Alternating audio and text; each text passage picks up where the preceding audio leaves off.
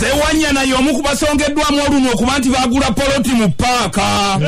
Bulijjo biyitingana ng'abantu ab'enjawulo balumirizibwa okubanga baagula poloti mu paaka kyokka nga buli omu akyegaana kyokka olunaku lw'eggulo byatandise okuvayo nga biyitingana nti omukulu ono y'omu ku baagula kyokka yeewakana.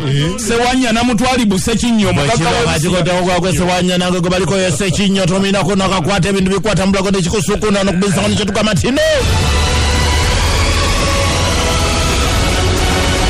Sukuka ne bisanga wano tukusesa kyokka n'ebinyiiza tebibulayo.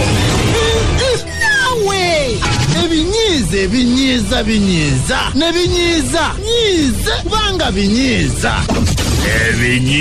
Ebinyiiza banyiiga n'obunyiiga obunyiiza banyiizi obwekyeto omuzinga gw'obusanga. Ekinyiizo namba 5. Olina byobadde ovuga mmotoka odda wakawo osanze neyibawo mu luguudo agala omutwaleko kyokka ayina mukyala we n'abaana abalala 3. Ekinyiizo namba 4. Omugambo muwendo mungi togusobola ayomba bwakolima mbu nabo bajja kufuna ssente beragerage byeweragalaga temuli. Ekinyiizo namba 3. Omugambo ekyamazima ogera kutwalako abantu 2 agamba otwala ye n'omwana we omu kyokka tebalina masiki.